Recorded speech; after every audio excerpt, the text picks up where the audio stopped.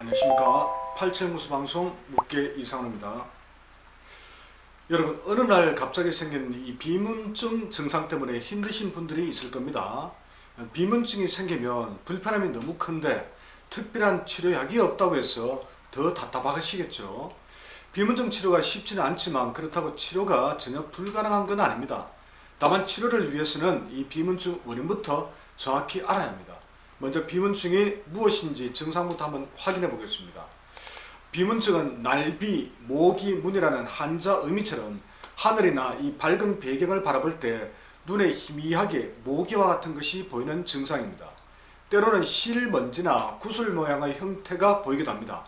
주로 눈의 흰자의 부위인 유리차가 혼탁할 때 나타납니다. 자, 두 번째로 의서에 언급된 비문증 증상과 원인입니다. 자, 의학인문에 기록된 비문증 증상과 원인부터 한번 살펴보겠습니다. 의학인문에 이 비문증 증상과 관련된 언급이 나오는데요. 검은 꽃이 보이는 것은 신허이고 신이 허약한 거고, 오색의 꽃이 보이는 것은 신허에 갱열이 나그네 열이 있는 것이고, 푸른 꽃이 보이는 것은 담이 허약한 것이고, 붉은 꽃이 보이는 것은 화기가 성한 것이다 라는 내용입니다. 자, 의학인문에서 꽃이 보인다고 했는데 이는 비문증이 있을 때 눈에 보이는 모기와 같은 어떤 물체라고 생각하셔도 되겠습니다.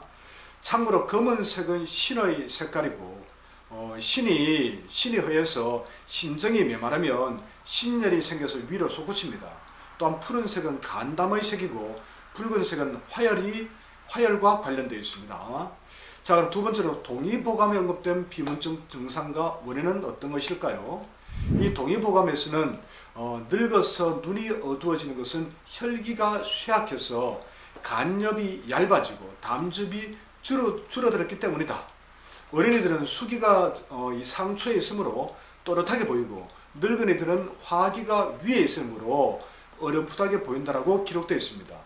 어렴풋하게 보인다는 것도 역시 이 눈 건강의 문제인 비문증과 관련해서 생각해 볼 수 있습니다. 참고로 음액중의 핵심인 신정, 신의 정이 충만하면 아래는 따뜻하고 위는 수기가 자리해서 눈이 맑고 시원합니다. 또한 간은 혈액을 저장하는 장기입니다.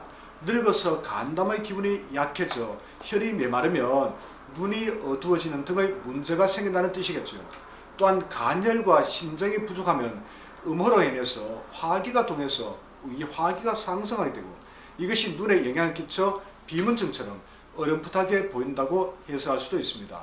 그다음에 세 번째, 자, 비문증 또 다른 각도에서 원인을 살펴보고 치료법까지 알아보겠습니다.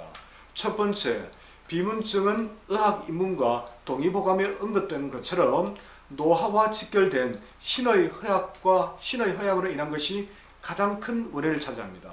이에 대한 설명은 앞에서 언급한 내용을 한번 참고해 보시고요. 자, 한 가지 덧붙이자면 신이 허약해지면 진액과 혈이 맑게 정화되지 않아서 그 독성이 눈에도 쌓입니다. 이로 인해서 비문증, 백내장, 노안, 다크서클 등이 생길 수 있겠죠. 자, 이처럼 노화를 주관하는 장부는 신장입니다. 그런데 눈에서의 노화는 유리체의 상태와 관련지어 생각해 볼 수 있습니다. 이 유리체는 흰자의 부위로 우리 눈의 90% 이상을 차지하고 있습니다.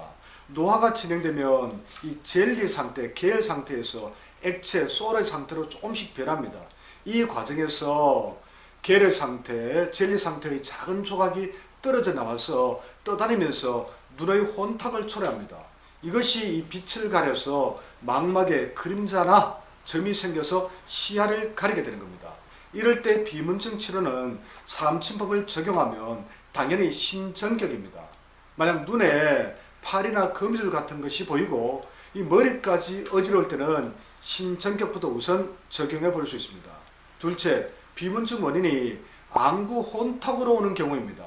안구 혼탁 역시 대부분은 신의 허약에서 발생합니다. 이럴 때는 신정격도 좋지만 이 광명혈과 동시침해서 혈자리인 심관혈도 비문증 치료에 큰 도움이 됩니다. 만약 눈이 흐리면서 비문증이 있을 때는 신관혈, 삼음교혈, 복유혈 양쪽에 이렇게 사용해 보시기 바랍니다. 자, 세 번째, 눈의 이 모세혈관이 터졌을 때도 비문증 증상이 생길 수 있습니다. 열이 위로 뻗쳐서 안구로 열이 몰렸을 때 나타나는 현상입니다. 이럴 때는 환부, 왼쪽이라면 반대쪽에서 해계사, 양보사, 곤륜사, 지구사를 적용해서 비문증을 치료하면 됩니다. 참고로 이들 혈자리는 눈과 바로 연결된 위장경락, 담경락, 방광경락, 삼초경락의 열을 내리는 작용을 합니다.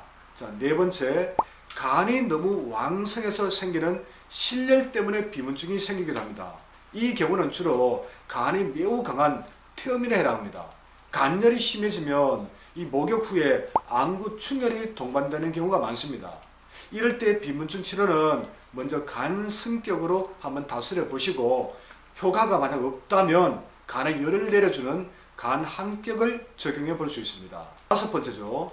간 기능의 저하로 인한 간담의 혈 부족이 비문증 원인이 되기도 합니다.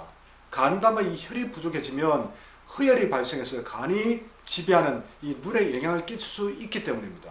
이 경우는 체질적 관점에서 본다면 태양인 금체질에 해당합니다. 그리고 비문증 증상은 실제로도 이 신의 허약보다 오히려 이와 같은 태양인의 간 문제에서 발생하는 경우가 훨씬 더 많을 것으로 추정됩니다. 실제로 저 묵계의 경험도 이러했습니다. 자, 이럴 때는 당연히 간 전격이 가장 핵심적인 치료 처방입니다. 참고로 출산 후에 이 하혈을 많이 했을 때, 즉 혈 부족이 심해지겠죠. 이럴 때도 급성 비문증이 생기기도 합니다. 이 역시 혈호, 혈 부족의 관점에서 이해하면 될 것 같습니다. 건강식품으로는 두시원이 큰 도움이 됩니다. 혈액 조성에 아주 좋습니다. 자, 여섯 번째, 양의학적 관점에서는 이 눈에서 생긴 포도막염, 유리체 망막염, 망막 박리, 유리체 출혈, 망막 출혈을 이 비문증 원인으로 보고 있습니다. 이 역시 혈이 부족하거나 심정 부족에서 생긴 화기를 원인으로 보는 동양적 관점에서 해석해 볼 수 있습니다.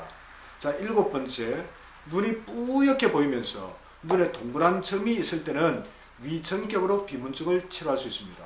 참고로 위경락은 둘째 발가락에서 시작해서 눈 바로 아래 승읍혈로 이어집니다. 그래서 위장의 문제로 인해서 눈 건강이 나빠지는 경우도 있습니다.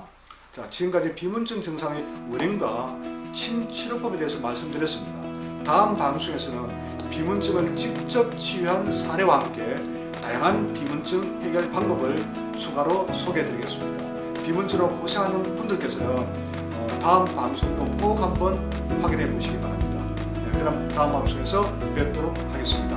감사합니다.